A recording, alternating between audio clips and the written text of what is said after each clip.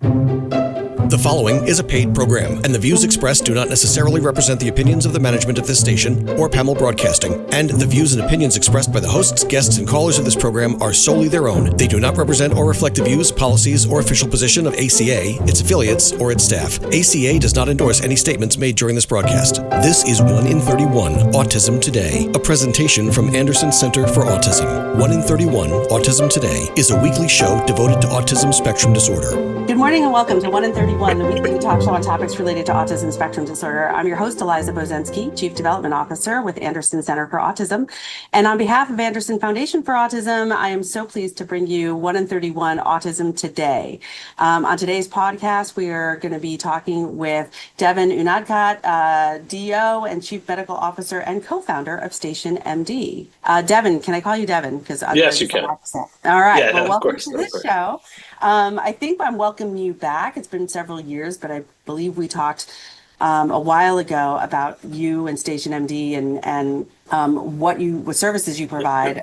Since it's been on several years, we wanted to have you back as really a subject matter expert on all things, I think, telemedicine and also just, I think, generally accessibility to important health and wellness opportunities for really what's probably become a much wider swath of people than maybe your intention was to reach in the early days. And I'm excited to hear all about it. So I'm going to give it to you to maybe start with some background on yourself. Sure. Well, thanks, Eliza. It's a pleasure to be on. It's been probably, 5 years since I was on last. So certainly a lot has happened. But I guess to answer your question, a little bit of background about myself. I'm an emergency physician. I've been in practice for about 22 years now. And over the last 10 years, I've shifted and focused my practice on taking care of individuals with intellectual and developmental disabilities, autism, Down syndrome. I mean, the patients that we support here at Anderson. And we started the company about 10 years ago to prevent unnecessary visits from this population to the emergency department. We were noticing through lived experience in caring for this population that many times when there were things that could have easily been managed at home, individuals would be brought to the emergency department. That means they were put in a transport vehicle of some sort, brought to the ER, triaged like the general population, waiting in the waiting room for hours, and then finally getting in to see a physician. And I was that physician on the other end, and I used to see the patient and their caregiver kind of just watching the entire show of an emergency department basically unfold. And at many times, these individuals would be there for hours, which means they would not get their chronic medications, whether it's their behavioral health, mental health medications for their physical health and well-being, like medications for constipation, for seizure disorder. And finally, when they were seen and then discharged back home, these issues would come out because they didn't get their psychiatric medications. Now they had a behavioral issue. Because they didn't get their constipation medications. Now they developed a worsening constipation and a potential bowel obstruction. And guess what? They're back in the emergency department as a result of not necessarily the reason why they initially came in, but because they were there waiting for so long. And this was a constant thing that was happening. We were seeing it over and over again. So one day, I kind of pulled one of the caregivers aside in the ER that I worked in, and I asked her, I was like, listen, I see you if she was a home supervisor, I see you coming in essentially once or twice a week with somebody from your home. Don't you have a doctor there that can kind of take care of this stuff? And she started to laugh, and she's like, there's no way. No, we don't have physicians here. And I was like, well, how about a nurse? And then she said, we do, but they come maybe once a week or so, but it's just us there. And I said, don't you have some training in medicine? And she's like, basic first aid. I know how to do the Heimlich maneuver and CPR, but that's basically it. And then I was like, wait a second. So there was this huge shift in my mind, and there was a void of knowledge for me and other physicians that are certainly in the emergency department. I think in general, the medical community doesn't know much about the IDD world. And I started to realize, like, wow, there is zero support for this population. And my thought and question was, what if they had the opportunity, these individuals and their caregivers had the opportunity to call us or call me before even making that decision to come to the ER? And what if I had the capability of giving them advice, documenting that advice, and confidently caring for them at home and preventing all of this from happening? So that Mhm. what if turned out into StationMD. But that's really what it did. And I'll fast forward. I won't go into all the No, boring that's great. details, I mean, the but fact that that's you really that what that happened.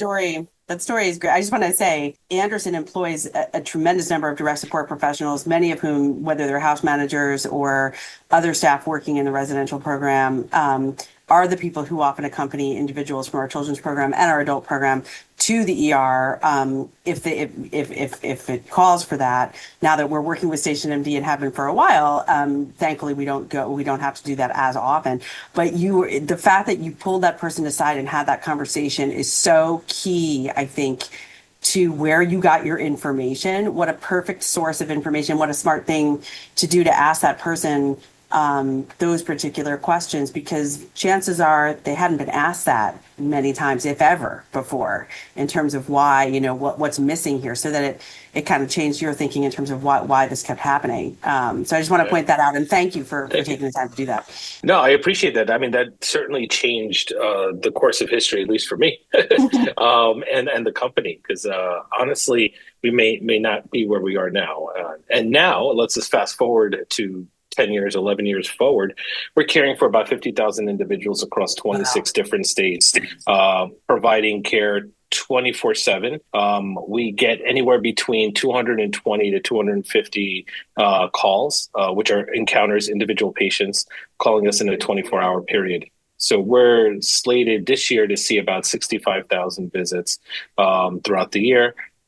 We may actually surpass that. But really, what my point in sharing these statistics with you is that there's a huge need for this Yeah. type of service, and we're able to support so many folks.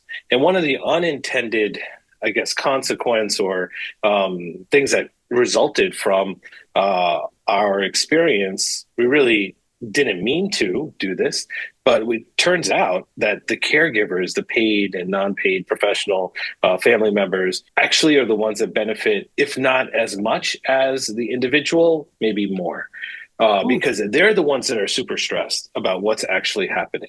So if you're a paid caregiver and something happens to the individual you're caring for, you're under that. It's your responsibility to figure out what's going on. And Yeah. many times, the only recourse, you try to call the primary, you call their specialist, nobody's calling you back, you're trying to figure out what to do. The only recourse you have is the emergency department. And you go there and you don't want to go there because you know it's bad for the individual and it's bad for you, because you don't want to sit there for 6 hours, on a Saturday afternoon. And with us being available for that individual and their caregiver, that caregiver has so much more time to spend with that individual, so much more time to do the things that they are actually paid to do, paid or non-paid, want to do with these individuals, to support these individuals so they can thrive and live in the community fruitfully, rather than just accompanying this person to the ED. And then there are Yeah. practical issues, right? Like if this happens towards the end of the shift, there's overtime. You have to stay past your shift. You have to wait for somebody to come to relieve you in the emergency department. If the person gets admitted, you may have to stay with this person their entire admission. I mean, that's a quality of life issue for the caregiver as well. So, Absolutely. And I think, again, just from knowing the folks that I know here at Anderson, that the it's almost like you can foresee that the example you gave before, that by nature of the long wait and the sort of chaotic environment and the noises and the lights and the ambulance pulling in and people rushing around and strangers and people maybe crying out in pain, and missed meds potentially, the DSPs or the residence worker or the family member is likely, I can imagine their anxiety is rising just along with everyone else's, because you're anticipating, okay, well, we're going to get this, whatever this issue is fixed. But then I can already see the writing on the wall. This person's going to engage in a challenging behavior. They could engage in SIB. They could become aggressive because of all these other factors. And so it becomes this sort of cycle. And I know on behalf of Anderson, we are so grateful to all of you at StationMD and the fact that telemedicine has become an option, and many families feel the same way, because then you've got the ability for everyone to stay in a comfortable environment that's familiar, where they can have access to the things that soothe them and make them feel comfortable, the staff that make them feel comfortable, their family that makes them feel comfortable, whoever they're with, but also be accessing really high quality providers who are doing this purposely. By nature of what it is, an emergency department or an emergency room is serving anyone and everyone with whatever they come in with. That's right. So it's kind of like the difference between, maybe a large, special education classroom in a very large school district versus a 6-person classroom at Anderson, which is specifically everyone is trained to work with those individuals at that age who all have autism. It's a very, very specific. Or maybe a general second grade classroom versus a 6-person Anderson Center classroom. Go. You know what I'm saying? Like a very big difference. Having been a teacher, I would say that emergency room, second grade classroom. There's basically the same, right? It's basically the same. Just one more thing to add. Go ahead, please do. One more thing to add. One of the other unintended consequences was really giving the individual and their family like a sense of peace and calm and confidence to do the things that they want to do. So, for instance, we had this feedback from one of our individuals that we support, or basically he loved to go bowling, but he every time would go bowling, he was afraid that maybe something would happen. He would fall or some issue would occur, and then he would have to end up going to the emergency room. After this individual got our service, and it sounds silly, but he felt like he can kind of go bowling, and if something were to happen, he could just give us a call. And we did get a call from him from the bowling alley, and we were able to resolve the issue that occurred. And right then and there. Right then and there, yeah, right there. And he went back and, bowled again. And to him, it gave him the confidence to do the things that he loves to do. It gave him just that sense of reassurance that if something were to go wrong, the default wasn't going to be I have to go to the emergency room. Right. But then we stopped getting calls from him from the bowling alley, and I think a lot of it was just like the confidence. Like he's like, I got it. I'm here. If we're here, if he needed us. Well, having a sense of control over one's life and independence and decision making is huge. I think for anybody, but certainly for maybe even more so for somebody who's had a deficiency in that area for a long time or maybe their whole life and felt overly reliant on, I'm always the emergency or something like that. That's right. That's right. I can step into a quiet space and have a phone call.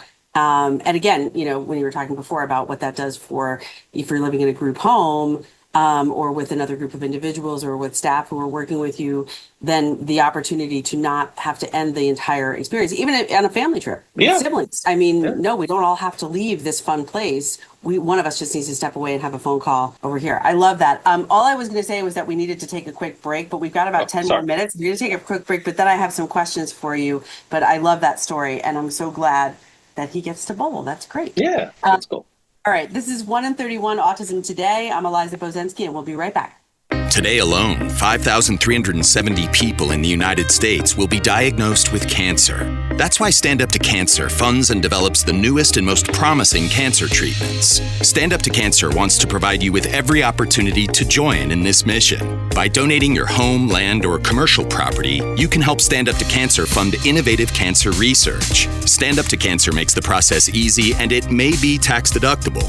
Visit standuptocancer.org/giveproperty to learn more. I'm Angela Bassett. As a first responder on screen, I know what it means to act fast in an emergency. In real life, the same urgency can save lives, especially when it comes to food allergy. For 33 million Americans, one bite can cause a life-threatening reaction. Now, there's a needle-free option, a new way to carry epinephrine. Know the risk, know the options. Be ready to act. Learn more at foodallergy.org/ready to act. And now, 1 in 31 Autism Today continues on 100.7 WHUD. This is a weekly community affairs presentation from the Anderson Center for Autism.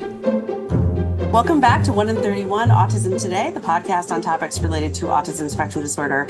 I'm your host, Eliza Bozensky, and I'm talking with Deven Unadkat from StationMD. He is the president and chief medical officer. And Deven, thank you for all the background on yourself and the decision to develop StationMD. It is astounding to me, your numbers, that you're getting 220 to 250 calls every 24 hours, 65,000 visits maybe this year, which is definitely a clear indicator that you are filling a gap. I know as a neurotypical adult that the ability to have access to telemedicine for certain things through where I work, through our benefits program, I mean, it's been a gift for things like, for example, I have I have a very strong reaction to poison ivy. I don't really know what it's called, but when I get it, it doesn't just go away. It just it comes out everywhere and it gets awful. So the couple times I'm very aware of it. I try not to get it, but the couple times that I happen to get it by accident, being able to make a phone call as opposed to becoming incredibly uncomfortable, knowing that I have to somehow get into a doctor's office to get a prescription, which is going to solve it very quickly. It's like I have, my regular day and my regular life where I have to stop everything because I know the longer I wait, the worse this is going to get. So, it really is game changing. But just to be clear for our listeners, StationMD is designed specifically to serve individuals with IDD and developmental disabilities. I'm curious with the numbers that you just gave out before, how many providers do you have? It's a good question. So during our peak hours, we have 8 providers on.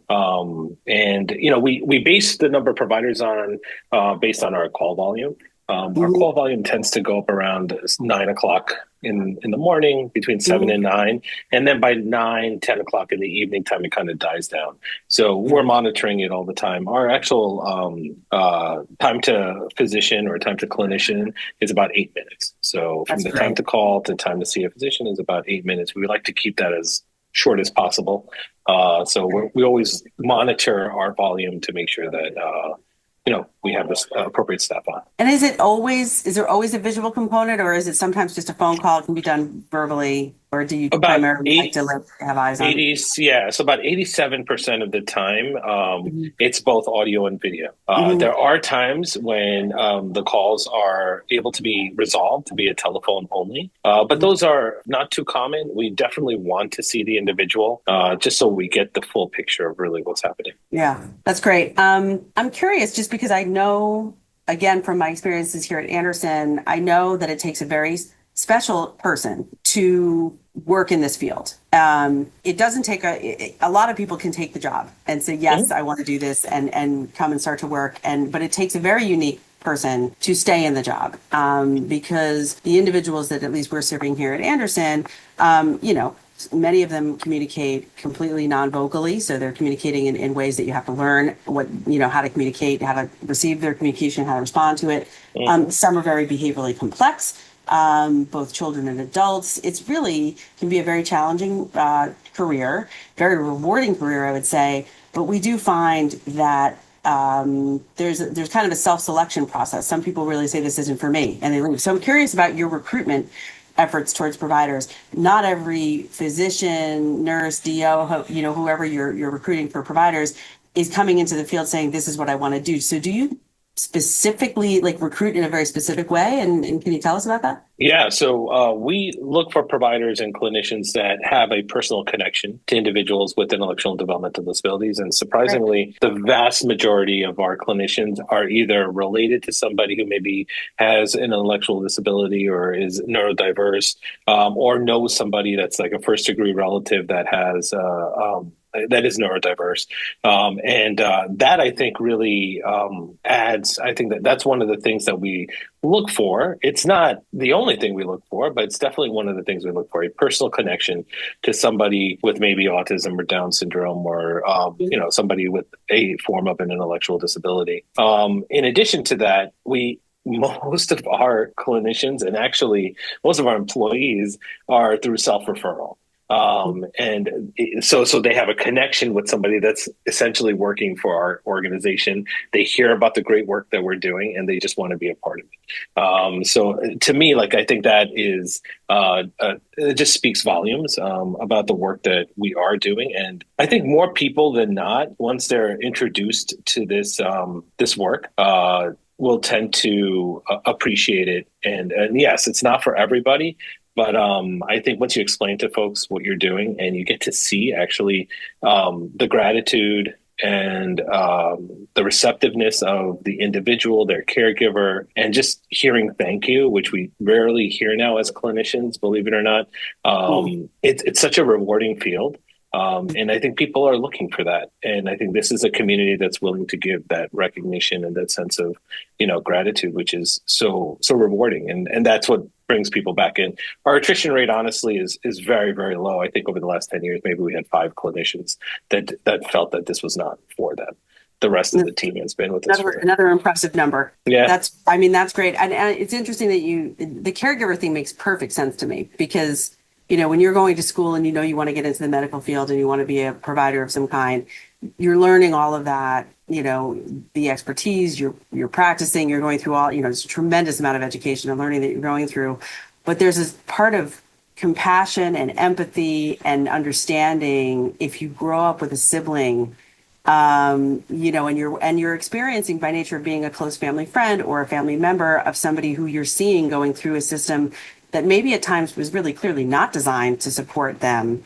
I think that we see the same thing at Anderson. A lot of the people we employ also have a personal connection, and are coming here saying, sort of, I want to be part of a better way. You can't learn that kind of empathy and compassion. It's you either have it or you don't. So I think that's brilliant. And then it's also just heartwarming to know that it feels the same on the other side, because like I said before, we hear from families all the time, as well as our staff, that just being able to, our nursing staff, they love you guys, like being able to just have sort of a fellow provider on the phone saying, this is what I'm seeing, and it's reassuring for them, but they also can continue, doing all the work that they have to do during the day for all the other individuals. And then also to troubleshoot, if it's something that you can troubleshoot over the phone, great, or on a Zoom or something, but also to know when it's time to say, no, this person really doesn't have to go into the ER, or, unfortunately, at times it's like, this is a real emergency, you need to call 911. Go. Absolutely. But that feeling of expanding our colleague group, I think, especially in the medical field, is really important. I don't think that happens enough, probably. Yeah. I think of your average school nurse, I would think. Yeah, she's by herself or he's by herself. Exactly. Right. Now you have a team of folks that know how to care for this population that are available to you a phone call away, for a consult. I've been called Doc in a POC many times. So I'm the doctor in their pocket. So we're getting close to the end of our time together. I'm just curious, what do you want people to know? Like how to find you, or how to get involved, whether there's something new coming up that you're getting ready to launch, anything like that? Yeah, so certainly you can look at our website to get more information about the services that we provide. But what I'm really excited about is in the spring, New York State. So currently we're providing the services through group homes and congregate care settings, ICFs and IRAs. But we're super excited because the state of New York, for those that are on the waiver that are living in the community, the IDD waiver, our services will be covered for them as well. So it's the first time in the state of New York where this service is going to be in the community itself, where they're living with their parents or their loved ones, or maybe even they're independent with some supportive living arrangement. And they're on the IDD waiver, the Medicaid waiver. They are eligible for our service. So starting this spring, New York State is going to start to cover that. Now, all the processes are still in the works, but I'm just super excited about it because I feel like it was a population that just could not take advantage of our service and now is able to do so through Medicaid. Absolutely. So. And healthcare, healthcare is so incredibly important. And oftentimes, too often, I think, is one of the things that just gets pushed to the side because it just feels too hard and inaccessible. So everything that you can do to make it more accessible is wonderful. And reaching that's a real sort of gap population where, you're independent. So we just assume that you can get to the same services that everybody else can. Well, no, it's not as easy as that. There's public transportation involved, or there's just a sense of overwhelm, anxiety, making it available to those pockets of the population that that often fall off the radar because the needs are not as pervasive, maybe, as well, I mean, live here you in said Anderson. you said it yourself. Someone like you who needs telehealth, your insurance pays for telehealth services, or you have that facility. Those folks that are on Medicaid, they don't have the capability. There is no like telehealth service on the back of their card to contact. But individuals with IDD now in the state of New York have access to our specialized service that cares for these folks, that we know what these folks need. I mean, that's a game changer for all of these folks that are in the community. Absolutely. Even if they once in a while use it for poison ivy, like you had mentioned, it's well worth it. Yeah. I think we have to finish up, but I really appreciate all the information. I will encourage people to go to your website. We'll put all of that. It's stationmd.com, just for those of you who want to jot it down real quick. But I want to thank you, Deven Unadkat from StationMD. Really helpful information, and also just inspiring and kind and warm and all the things that you want in a healthcare provider. So we appreciate you. We appreciate the whole StationMD team, and thank you so much for being on today and talking with us. Thanks, Eliza. It was a pleasure. This is 1 in 31 Autism Today. I'm your host, Eliza Bozensky, and remember, Anderson cares. You've been listening to 1 in 31 Autism Today, a weekly presentation from Anderson Center for Autism. Join them for another edition of the show next weekend.